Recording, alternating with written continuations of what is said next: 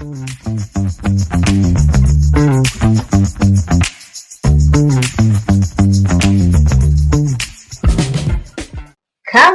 Hustlers with Fatima Zakaria.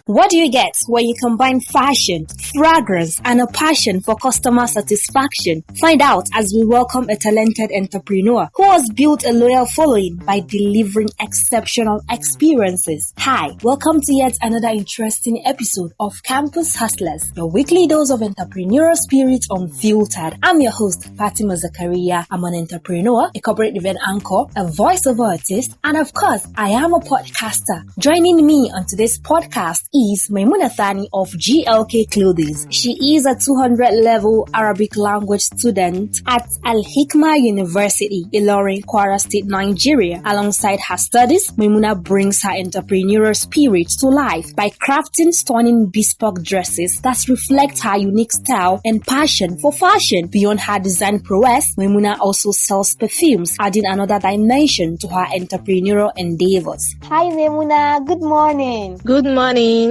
How are you today? Fine, I'm very well, thank you. What about you? I'm doing great. It's good to have you on my podcast. Thank you so much. So I hope you are ready to ignite our listeners' entrepreneurial fire. Yes, I'm pretty ready. All right, so let's start this way. Okay, Maimuna, can you share your journey to becoming a creative entrepreneur, as in what actually sparked your interest in fashion? Okay, first, I was never a fashion person. In fact, I used to say I don't like tailoring, that I don't think I can learn it because it seems a little bit complicated. So I've always wanted to be a caterer because I so much find joy in cooking and baking, and yes, I love to try new food at my free time. But there was a particular time we wanted to celebrate one of our Eids. You know, this Eid that we do celebrate after fasting. So I had a bespoke dress already, like I had a ready-made dress my aunt got for me. So I wanted to make an hijab for the dress. I told my mom about it. So my mom said, there is this woman in my area that sells materials. So my mom said I should get the material, the fabric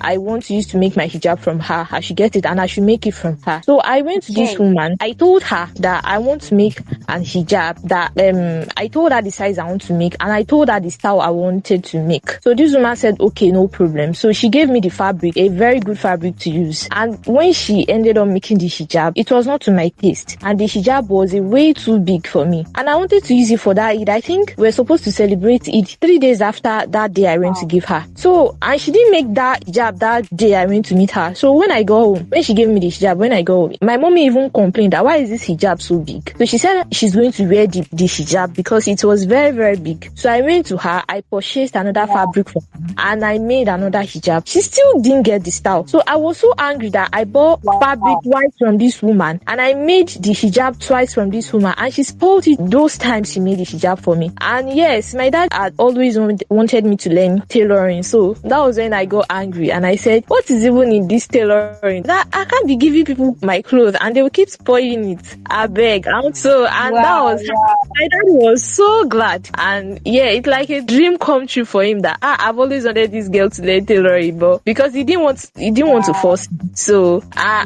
would say I'm a caterer because I bake and I cook, but I do that for myself and my friends. But like for professionalism, I would say I'm a tailor and a fashion designer. So that was actually what sparked everything. Wow, I love your story. I love your story. Like it's an interesting one. Hey, thank you. Right now that I know what actually sparked your interest, can you tell us what inspired the name GLK Clothing? Okay. You know, I told you that I'm a caterer. I cook, I bake because I learned it during the COVID period. So then I was making peanuts and I was selling it. So I wanted to name my peanut. I wanted to name my peanut that something peanuts. So I said I cannot name it Maimuna Peanut because my friends call me Mimtana. I said I cannot name it Mimtana Peanut. It doesn't sound professional. So I said I should probably use the meaning of my name. And yes, the meaning meaning of my name is good luck, or you can say the lucky one, the blessed. So I decided to use good luck peanuts. And I said, don't let me use good luck. Let me just look for an initial for the good luck. And that was how GLK came out. So like the full meaning of GLK is good luck. So I named my peanuts GLK peanuts. And my friend actually made a free flyer for me. So, and a free logo. So when I stopped selling the peanuts, because people no longer wanted to buy it because things were very expensive then, and they were not ready to buy it at an expensive price. So that's why I just left the peanuts. And when I started making dress, I said I can actually continue with the name GLK, and that was where GLK clothing came from. Interesting. Wow, this is awesome. Wow. So your GLK clothing, actually, you got it from the meaning of your name. Yeah. This is really interesting. Okay, so now your journey as a fashion designer, it's been how many years? My journey as a fashion designer, it's been close to 4 years. Let's say roughly 4 years. Wow. Okay, so let me ask you this question now. As someone who has been in this industry for close to 4 years now, how do you stay updated on the latest fashion trend? Well, I would say me and Pinterest, we are 5 and 6. Anytime I'm less busy, I just go to Pinterest to seek for inspirations. And yes, I just put it on Pinterest to bring me latest fashion trends. So, and I also stay updated through Instagram. Yeah, I'm very active on Instagram. So I do see trending styles on Instagram. And above all, when I see 3 to 5 people wearing a particular dress, I say to myself that this style must be in vogue. So those are the 3 ways I stay updated with the latest fashion trend. Yes, on the latest fashion trend. I get that. So now, what drew you to selling perfume? Okay, when I finished my diploma, I was working, and I was earning some little cash, and all I wanted was to double my money. That I beg, I can't rely on this money that these people are paying me. So I wanted to double my money, and I didn't think twice before choosing perfume, because I've lived with people that sold it, and I do see the way people advertise it, and I actually thought it's something that is quite profitable. So plus I suck at smelling incredible. So that's just the reason why I started selling perfumes. Okay. What were the initial challenges you faced starting GLK clothing, and how did you overcome them? Okay, the major challenges I faced it's so embarrassing, but then was spoiling people's clothes or more. When I started sewing, all I wanted to do was so, and I was just telling everybody, bring your clothes to, I don't service so, bring your clothes to. Even if I cannot sew it, I will say I can sew it. I will check YouTube. I will meet my boss. I beg, teach me how to cut this clothes now. But then when I was spoiling people's clothes, it was my mom's. I sport my mom's clothes very well. My mom's clothes and my friend's clothes. And people that were giving me clothes to sew for them that period, they understood that I just started learning, so they don't get angry that much, and I don't charge them that much too. So so do not get angry now. yes. So that's just the major challenge I actually faced. And another challenge I actually faced was not getting customers on time. Like nobody wanted to patronize me because I was not really making nice dresses there. But my parents and my friends, they were encouraging me that it's a gradual process. So and alhamdulillah, where I am now. So that's just the challenge. So now you are telling me you now make nice dresses. Yes, inshallah.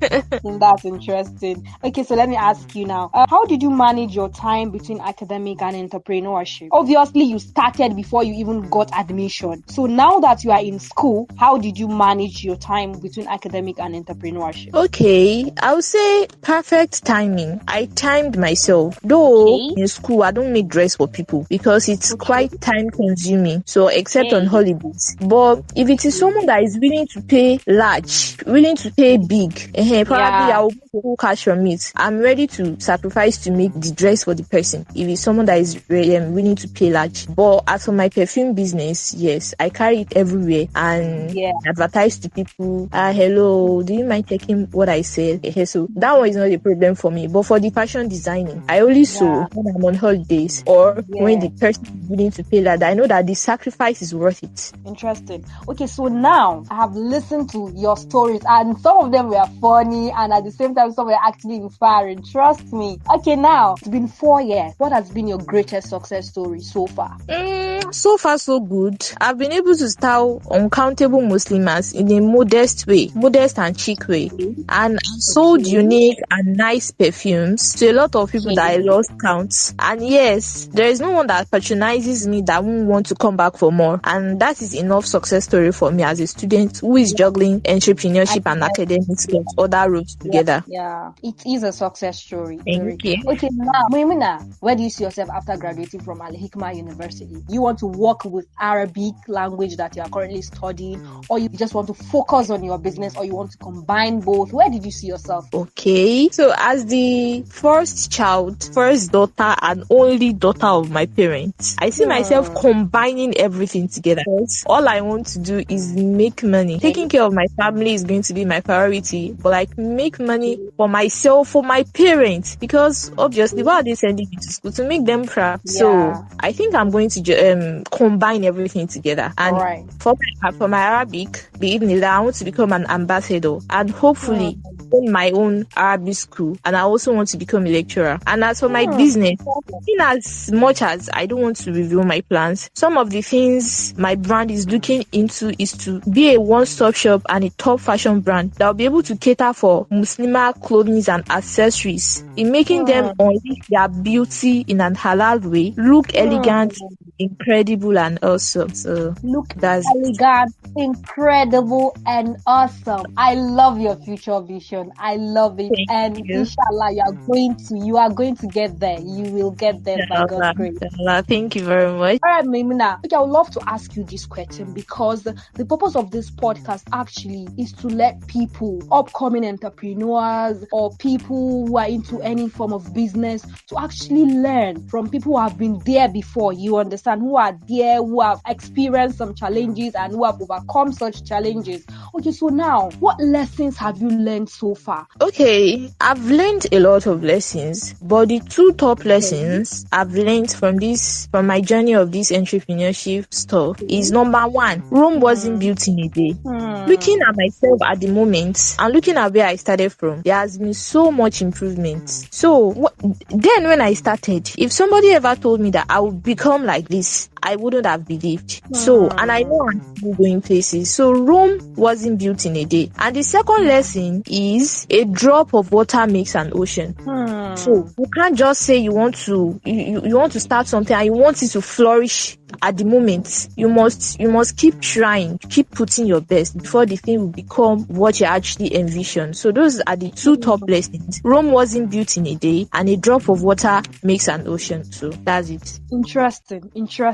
Rome wasn't built in a day, and a drop of water makes an ocean. I love that. Okay, now, what advice would you give to an aspiring entrepreneur? The first advice I'm going to give to my upcoming entrepreneurs is determination and hard work is the key to success. If you already have a mindset to do something, your determination and the effort you put in it will keep you going. And also, don't procrastinate. Lack of time management is what is affecting a lot, including myself, in our daily lives. But believe me, if you can manage your time perfectly, everything will go on smoothly for you. And yes, you will enjoy yourself. Above all, be prayerful. Pray for blessings in your endeavors. So because it's not by your might, it's by the might of Almighty God. So be very, very prayerful. So that's wow, awesome. Prayer is key, and don't procrastinate. Prayer, they say, is the beginning of wisdom. Listeners, I hope you have been enjoying our conversation, because as for me, I have been enjoying every bit of this conversation. Okay, Maimuna, I would love to ask you this question, and I know people who are in your niche will actually want to hear the answer to this question. So I want to ask you now, okay, Abby, if you like, I'm requesting, as someone who has spoiled people's clothes in the past, is there any tip you love to share with people who are in the fashion industry, like young fashion designers? Is there any you love to share with them, even if it is one? Okay.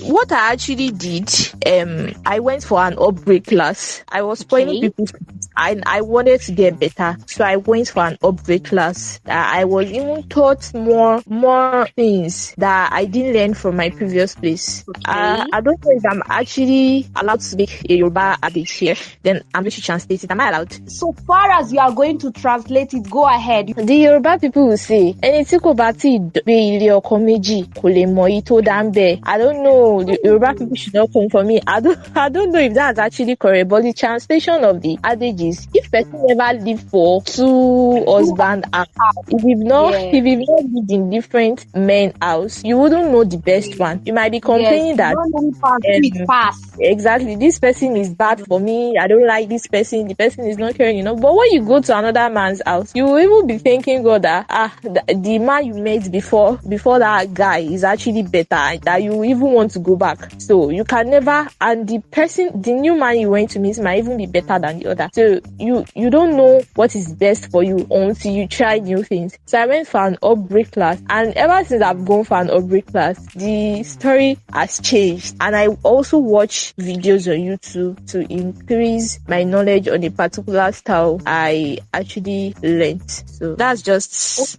what I do. Awesome. Okay, so like basically one tip Maimuna is actually sharing with you is that you should try as much as possible to upgrade. New trends keep coming in every day. What is in vogue today may be still something tomorrow. So you have to be updated. If there is a need for you to upgrade, you understand, go for upgrade classes. It is very, very necessary. Okay, so before we move into the second segment of the podcast, somebody somewhere is listening to you right now and they can't wait to connect with you. So where can listeners find you in case they want to connect with you? You have online presence? Yes. For my personal page on Instagram, _Maknoon on Instagram. So MAKNOON, Maknoon _Maknoon on Instagram. So that's my social media handle. Okay. Yeah. What about your business page? GLK Clothings on Instagram. On Instagram. Okay. I will drop that on the description box. Okay. Thank you. All right, listeners, we are about to move into the second segment of the podcast. It has been an amazing time with Maimuna, and I can't wait to hear what she even have for us in this second segment.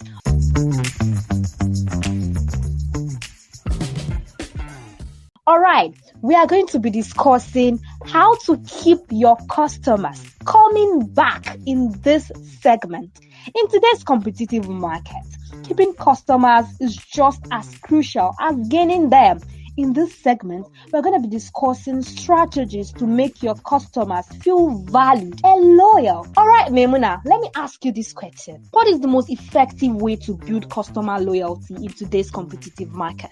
Okay, retaining a customer, it's actually very, very crucial in today's competitive market. Because when you look around, you see people selling what you're saying, making what you're also making. So the first thing to build loyalty in a customer is truthful, transparent, and plain. Let me use myself for an example. Okay. If I want to make somebody's dress, and I know this person wants to use a dress on Saturday, the person is giving me on Thursday, and I have lots of clothes I want to make, I won't collect the clothes. I'll tell the person, I'm sorry, I have a lot of projects I'm working on at the moment. I don't think I can meet up. You understand? Yeah. I don't think I can meet up. Don't be say I go collect the clothes. Then on Saturday, the person will be using calls to disturb me.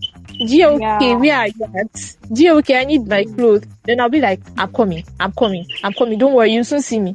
You see some people ranting that this customer, no go better for this vendor. I was not able to wear my clothes to the wedding. The person will not say that I gave my clothes to the customer on Thursday and I want to use it on Saturday. The person will never say that. The person will say the tailor didn't give me my clothes on time. So I would rather be plain and truthful, not because of the money. Assuming I don't have any project I'm working on at the moment, and hey, it's something I can still risk. But I'm having other clothes I'm working on, then you also want me to make yours. No, it's never going to be possible. So I'm just going to be truthful and tell you that it can work. So another thing to build loyalty in a customer is to always respond swiftly in a timely and efficient manner. Don't keep your customer waiting. Your customer wants to get something from you. Then maybe like after 2 days, you are coming back to respond to the customer's message that the customer might have even gotten it from another person because you didn't respond on time. And also, you must not be negligent with your customers. You have to follow Also, do follow up with them. Don't be negligent. Also, be courteous and welcoming. Don't pass your aggressions on your customer. Don't be them send you. They don't send you. Don't they make you vex. So don't pass your aggressions on customer. You sweet word for them. Check up on your customer. If you've not seen your customer for a while, your customer might be battling with some things that people don't even know. You checking up on that customer, you make the customer feel very loved, very happy. And also regular communication. Also, you offer exclusive benefits like discounts, early access to new products. That's another way to build loyalty in a customer. Also, encourage feedback to work on yourself or to get better. You ask what I actually did. Did you like it? If the customer did not like it, you apologize and you look for a way to get better. So then also you host events and webinars to educate and engage your customers. It is not necessary it is physical. The engagement can even be on your WhatsApp status to ask some questions, or it can be on your any social media platform. Also, express gratitude. Show personalized thank you messages or gifts to your customers. And the last but not the least that I want to mention here is celebrate milestones. Acknowledge and celebrate your customers. It can be birthday. You see that birthday of a thing. I learned it from my boss, because anytime our customer is coming to measure, she used to ask them for their birthday date. So early in the morning on their birthdays, she might even give them a cupcake or a chocolate bar or even a message that the customer is going to feel very sweet and loved. It can be graduation. It can be maybe secondary school graduation, university graduation, convocation. It can be masters. It can be PhD. As far as they are graduating, you celebrate them. Their anniversaries, can be weddings. So celebrate your customers' milestone. Those are the basic things that will build loyalty in your customers and that will make them wanting to come back for more, because they already feel loved by you. So that's just it. Interesting. I can actually relate to some of these things that you said. For example, I was in a conference yesterday and the speaker, she mentioned what you mentioned here about caring for your customers. She said that customers want to be cared for. They want you to make them feel like, okay, I'm not only connecting with you because you are buying from me. Check up on them. I've not heard from you in a while. Hope you're fine. How was your day? Something like that. She actually used this as an example that they want to be cared for. Yes. All right. So now, what are some common mistakes businesses make that drive customers away? I know that even in the course of your answer, giving me the answer to the first question, you have actually highlighted some of these mistakes actually. Exactly. So as the point I actually made to retain a customer and to build loyalty in them. So doing the opposite also make we also drive customers away from you. But then I'm still going to highlight some. Number one, poor communication. So unresponsive customer service, failing to respond promptly. So the person might even be angry that I've been messaging this person and the person is not even responding to me. So the person might just get angry and go get it from another person. Then also lack of transparency, not being open and honest about business practices. You understand? There are sometimes people will bring dress for me to make for them. I just tell them, this dress you want to make, it's not going to fit you. I will tell them it's not going to fit you. Some of them will say, okay, just make something nice. And some will say, I want you to make it for me. So I was already transparent that there are some dresses that fit chubby people. There are some dresses that fit slim people. So even if you want me to make that dress, I was already transparent that this dress is not going to be nice on you. So if I end up making it and it does not come out nice on you, you won't blame me. Do you get? Yeah. So people will say what I ordered versus what I got. At times you might not even order the body with the style you are asking me to make for you. Do you get it? So I'll be transparent that this clothes I want to make for you, it's not going to fit you, so that at the long run you won't blame me for it. And also unclear messaging. Some customers, some vendors will be using messages or unclear languages that confuses their customers. Their customers won't even get what they are saying. So that's one of the common mistakes people make in businesses. Then disappointment. So over promising and under delivering. You already promised your customer, don't worry, because it's going to be like this, it's going to be like this. I'll deliver it in the morning before you do this, before you do that. And at the end, you under deliver. You will not even deliver up to the person's taste. When I started sewing, I do tell people, I beg you, I just started sewing. It might not be what you want to. Some people will not even bring good materials for me. They'll just give me some small fabrics for me to try it. When they now see that I'm actually trying, they'll not give me the initial material. So don't disappoint. don't overpromise and don't underdeliver. Also, unreliable delivery. I had the problems a vendor of mine, and I was already thinking that will I still patronize this person or not? Because the person is not reliable with her delivery. You told me you deliver this thing on Monday. On Monday, I'm sorry, I couldn't go to the park. You deliver it on Thursday. You didn't deliver it on. You say you deliver it on Thursday. That same Thursday, you still give me another excuse again. So, unreliable delivery is one of the things that people make in business. Then, failing to act on feedback or make changes.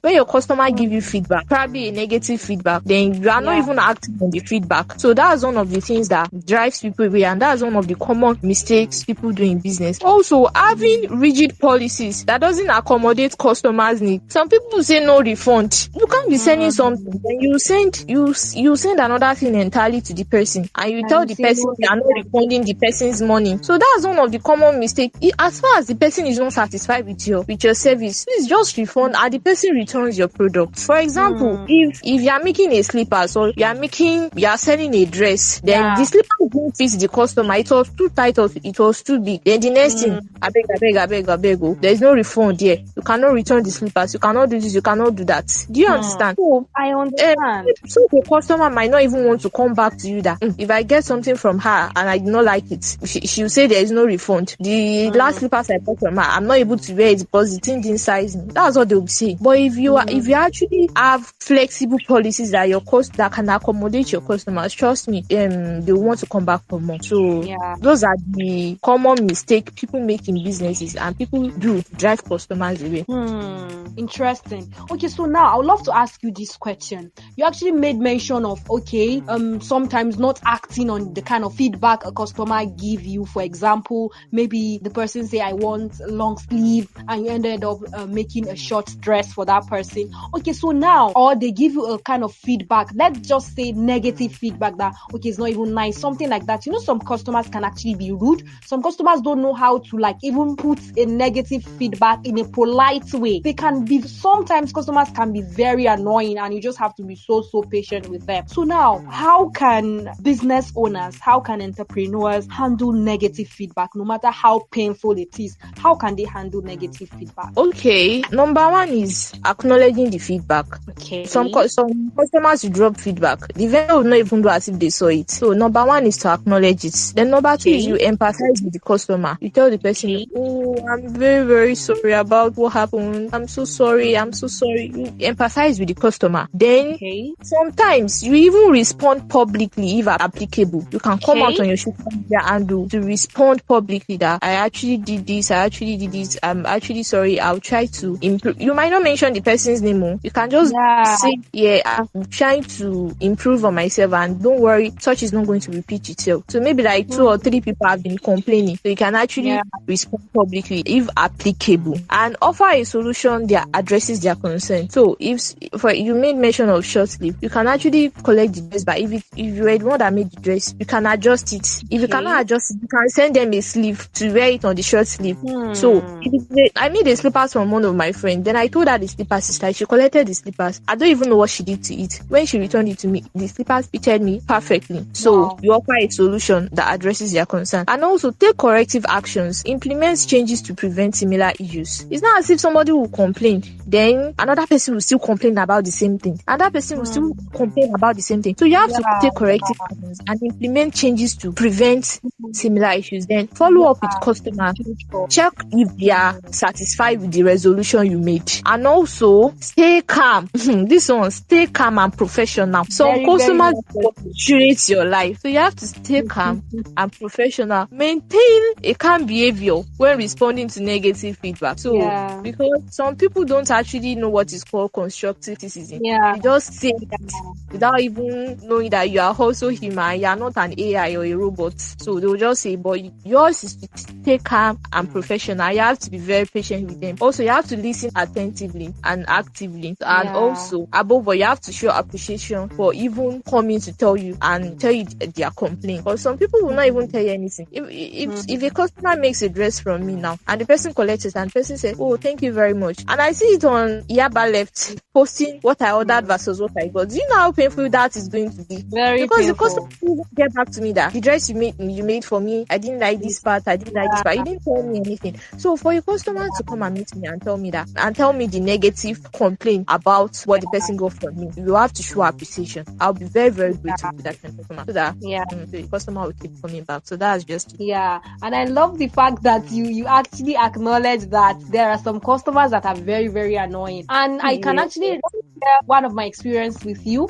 Whenever I deliver an item to a customer, I will be like, okay, thank you for patronizing us. We wish to have you back as a returning customer or something like that. So through that, even if there is a feedback, they get to let me know that, okay, I actually love it, but so thing, but I can still manage it. But there was this lady, I made a bag for her and her friends, and then she was supposed to balance me 200 naira when I delivered the bag as part of my delivery fee. So when I delivered, she said she don't have much, she has to go back, blah blah blah blah. So I was like, I don't do this. You should have informed me on phone that you don't have the complete blah blah blah. So she apologized that she was going to send me back the money. So when I reached out to her after like 2 days, okay, I haven't heard from you, because I told her that to a small business owner like me, 200 naira is not something you just say just 200 naira. It means a lot to me. So so I reached out to her, how far my money. So she was like, I should calm down because her friends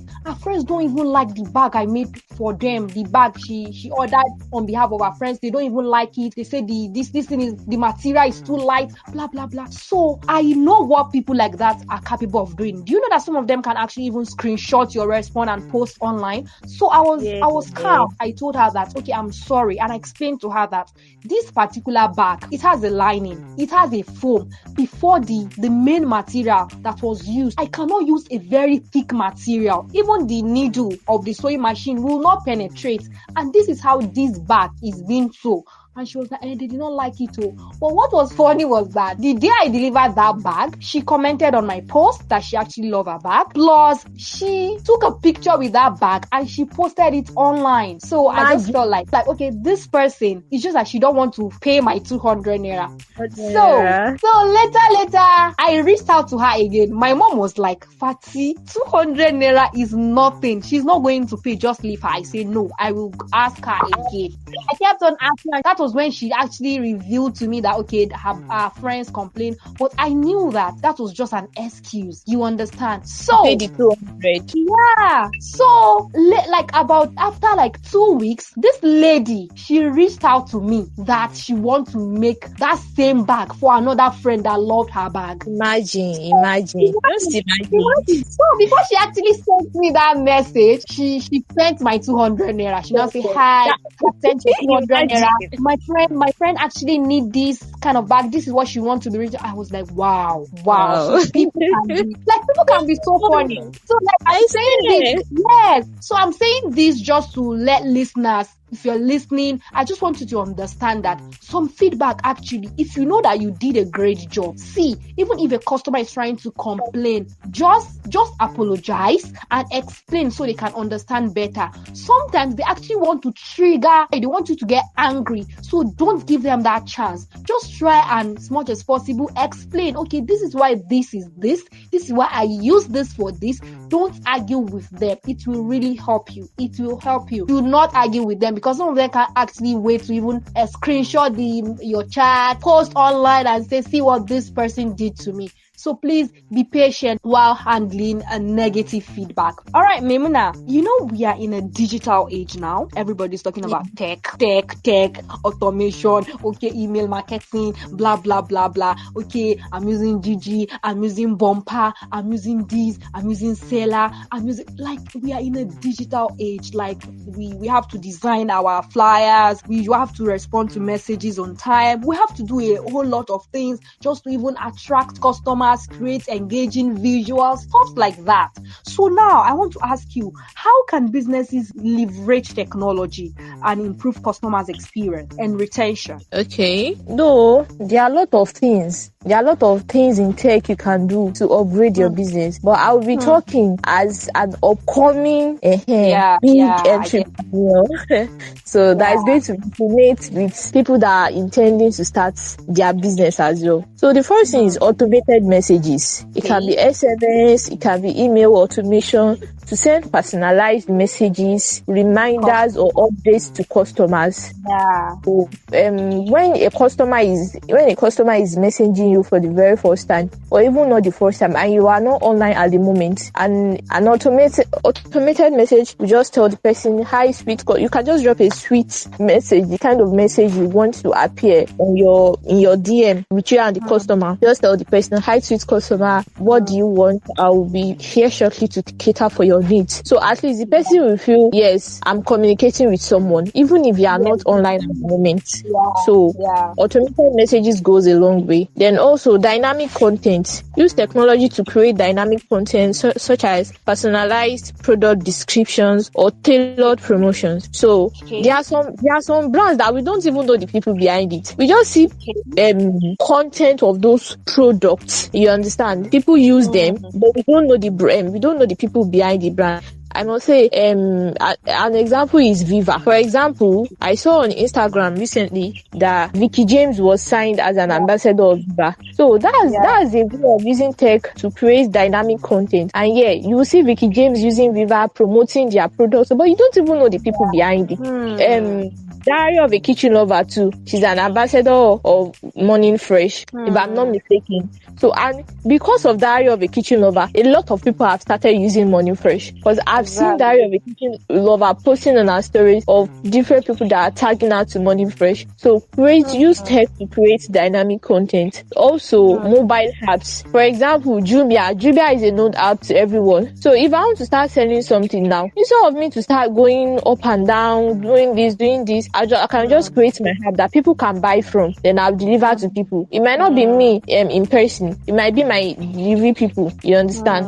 So, mobile app is also one of the ways you can use tech to upgrade your business. And also social media integration. Then virtual assistants like messaging apps, websites. So those are the few things, few technologies you can use to upgrade your business. It has been an amazing time with you, Maimuna. I really appreciate the fact that you accepted my invitation to be featured on my podcast. It's a pleasure. It's a pleasure.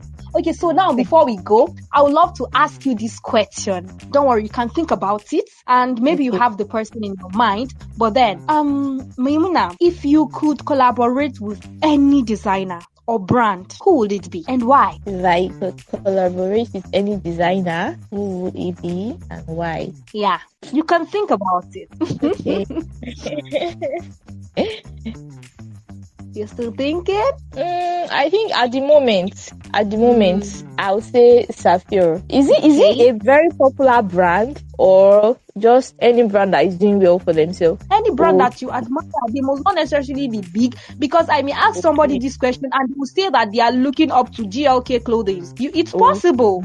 Maybe even if you are not popular, but somebody will be like, okay, GL, I would love to collaborate with her, something like that. So even if they are not popular. Okay. I'm not really good at putting names on my head because I follow a lot of clothing, modest clothing brands and fashion brands who love to collaborate with, but the names are not coming. But a name I can remember at the moment that I also love her branding is Sapphire. Her name is Sapphire on Instagram. I'm really looking up to her, and I would really love to collaborate with her one day because she's consistent and she makes nice modest wears. I would love to collaborate with a lot of people, but she's sure one of the people I would love to collaborate with one day. Awesome. She has branches in different countries and she's still very content with it. So that's one of the reasons why I look up to her. That even if I want to leave this country, my brand will still be functioning and effective. My brand is still going to be effective in another country that I find myself in. So that's one of the reasons why I talk to her, and I would love to collaborate with her as well. It's worth it. It's worth it. Thanks. All right, Maimuna, thank you so much for coming on my podcast. It has been an amazing time with you. Trust me. Thank you. Thank you for having me as well. I feel very honored.